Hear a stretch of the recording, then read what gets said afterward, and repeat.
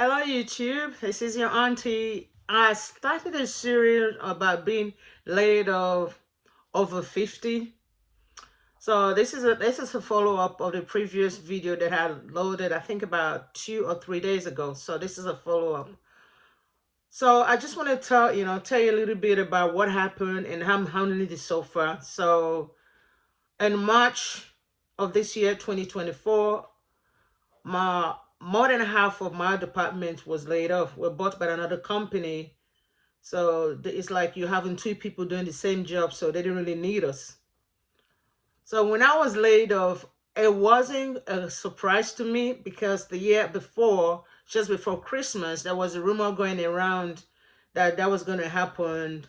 Of course, top management denied it, but thank God that I have a manager and a supervisor that was able to tell us, like, yeah, it is happening. That it may happen January, that's before the first quarter of 2024, and that's exactly what happened. Um, Layoff is never is never that good because no one really prepares for it, completely. But what I did the year before, before the layoff, the rumor even started, I was looking for another opportunity. I was in IT for years, and I kind of like veer off IT because I had a better paying position. So I moved from IT to telecom, technical support engineer. So I did that the last 5 years now. But I don't really like it as much. But it's just that the pay was good, was able to, pay the bills. I'm single, so I don't have any, anyone else to pay my bills with myself. So that's how I lived. But before then, I was trying to get myself ready to go back to IT. And when I was in my research, it was like, oh, cybersecurity was what was on that everyone was trying to go back to. So I got to standard. I was just kind of standard, entry level cybersecurity certification, Security Plus, and the ISC squared certified cybersecurity. So I did that. I updated my resume. So didn't get no interviews, to get nothing. So now when I got laid off, I said, okay, so now what's the next? I've already updated my resume the year before. So let's start on this journey. So we started that journey. So one of the things that helped me as well, I'm gonna be honest here, is before I was laid off, I started saving as much money as I can. I really became frugal, really, really frugal. If I had to buy food, it has to be food that I can take home and cook and eat it. Whatever way it comes out is going to be eating. That's it. So I wasn't going to be spending money out, because I know my expenses, and I was just trying to get myself ready in case, this does happen if I don't get a job before then. So I did that. And then when I was laid off, I had a 6-month severance package. It was kind of close to what I was getting. So again, so that kind of like helped me until the 6 months was over. Then I exhausted the 14 weeks unemployment insurance. Because in the state, I'm from the state of Georgia, and right now, because the unemployment rate is low, they only go up to 14 weeks, unless you had situation with the Helena hurricane, which I didn't have in the area, where I lived in, so I couldn't really claim that. So that I exhausted that. So now, what am I going to do? I'm not getting job in the IT. I even went back as far as even applying for jobs that is even half of what I was making, because I said, well, if I can have that, at least that could pay some bills, and I won't have to just dip into the little savings that I have. But you can't even get that right now. So one thing that I did during the pandemic, I was thinking about, a side hustle or a business that I can have, while I'm still working. So the one thing that I was looking at was the healthcare industry. Because I know with the healthcare industry, you will never, never not have a job. From what I've seen so far. Correct me if I'm wrong.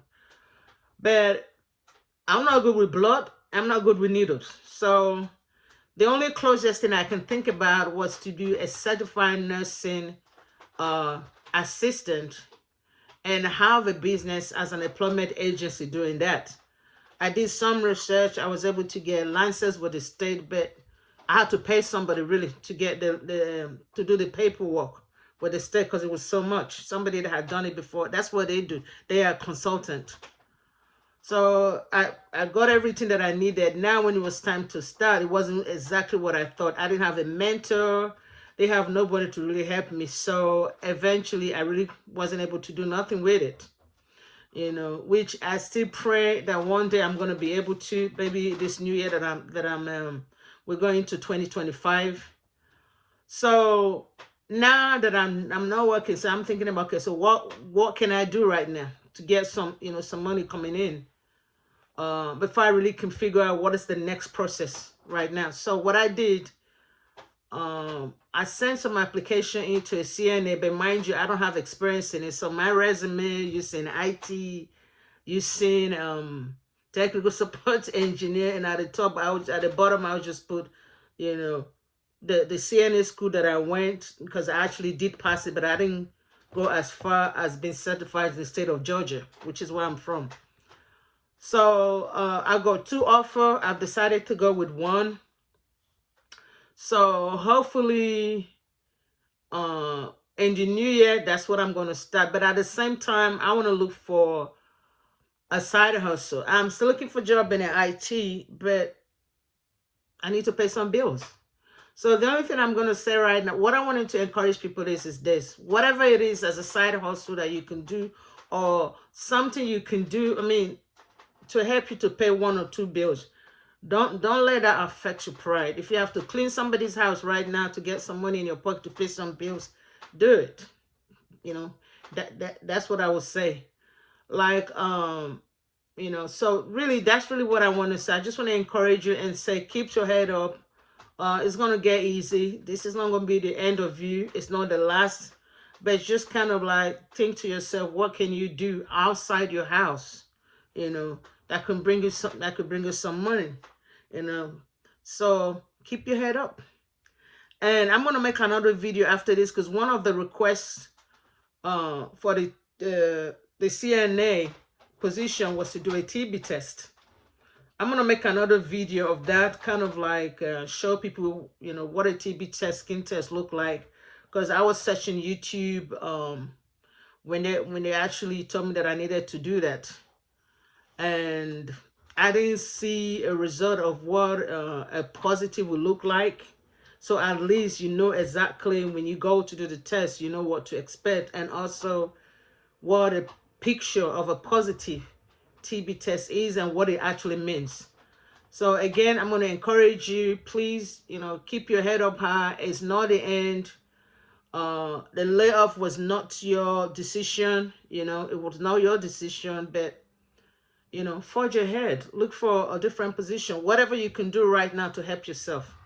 You know, I mean, moral stuff. Thank you very much. Bye.